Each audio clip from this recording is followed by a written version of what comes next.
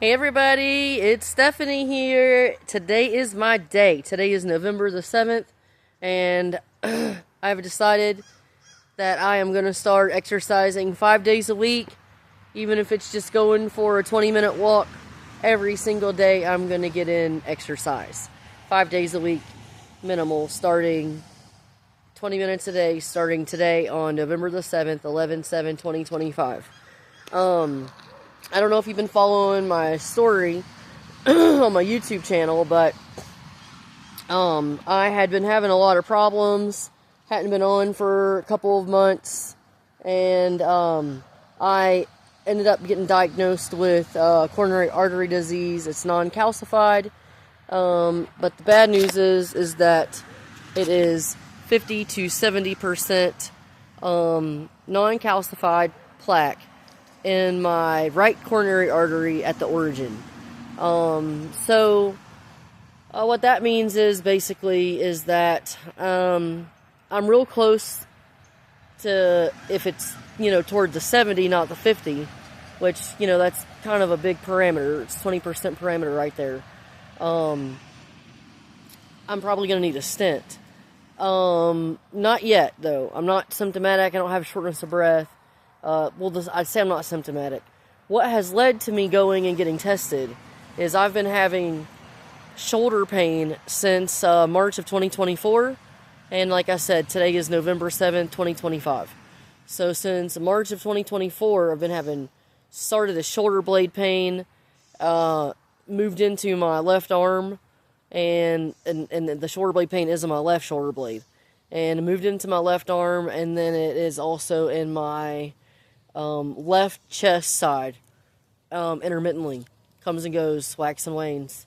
So, I went and got an MRI early on, and I say early on, in September of 2024, I finally was able to get an MRI. You gotta go to the doctor, and you gotta go complain several times, and finally they ordered an MRI, and then the insurance wants to deny it, and say you don't need one, and then, whole thing.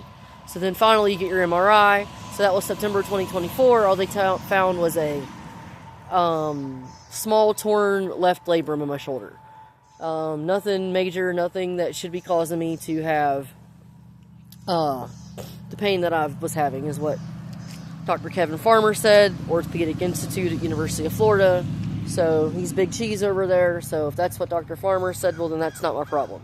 So pain's still going on to this day. So I had already went to the cardiologist actually first back in 2023. Because I got my gallbladder out in 2023. This is backing up a little bit before the shoulder blade pain started all the time.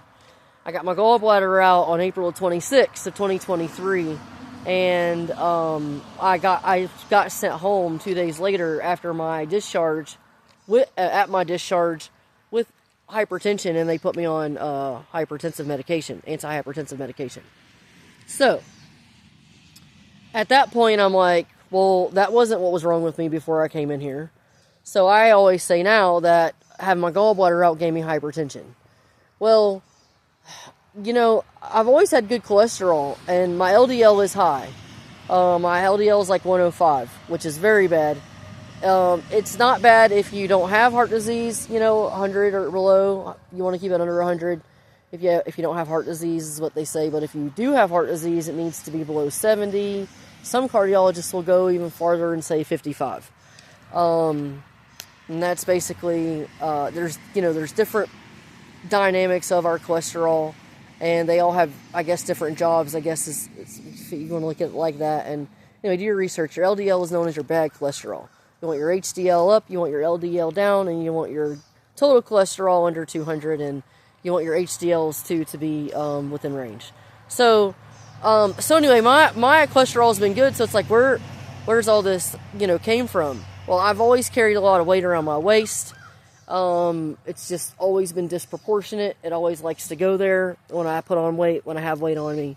And I've always had a big old belly, honestly. If the weight comes off of me, it don't come off the waist. It does some, but not as much as I'd like it to. But it hangs out there. It goes there first, and it's the last thing to go. So, long story short, my sister has Addison's disease, which is an adrenal gland disorder. And I have adrenal masses on both of my adrenal glands. So that is an indicator that I could have primary hyperaldosteronism. So I'm going to be tested to see if my body is dumping an excessive amount of aldosterone, which could be leading to the belly fat, which also could contribute to all that fat around the heart. It's right around the heart, it's in the belly. So that's how your coronary arteries, can be junked with artery disease, atherosclerosis, coronary artery disease. So as something that you may or may not know, it is the #1 killer in the United States, I think worldwide actually. And that's the disease that I've been diagnosed with.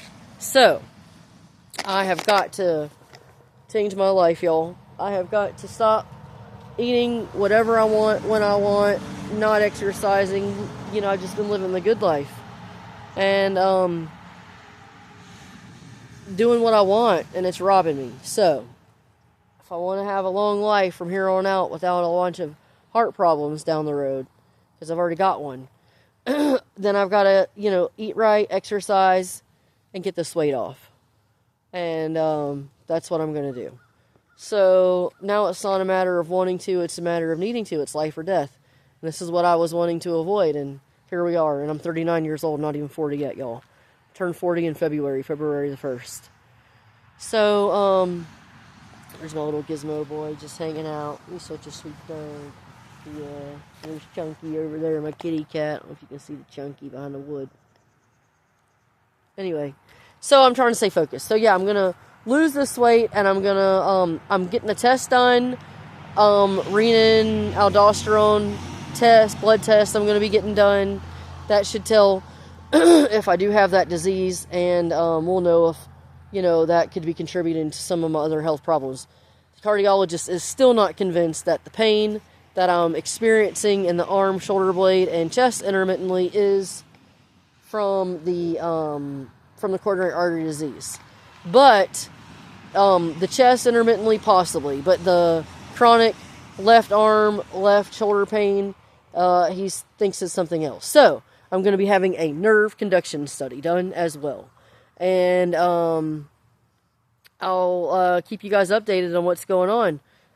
If you've been following me, you know that my foot has been swollen. It's very, very barely swollen there. Barely swollen. Like, it's doing so good. So good. So yeah, I'm still having the swelling, but haven't really made any changes other than watching my salt intake. I do not eat a bunch of salt anymore. I don't add a bunch of salt to my food. And it seems to be doing much better. But it's still not 100% gone. And so I'll also be having one other test called a myocardial perfusion stress test. Having that done on November the 21st. And that's going to show the blood flow in my heart. That's going to show if I have the coronary arteries, how much blood flow that they have, to make sure that my heart muscle itself is being adequately oxygenated. Because if it's not, then it can't do its best job in taking care of the rest of your body. And that will show the doctor also if what is the right direction and care is for the heart disease. So they also ordered me on statins, 10 milligrams of Crestar, and 81 milligrams of Child's I gotta go to work, aspirin. Anyway, talk to you later. Bye. And that's what I'm going to be doing. Bye bye.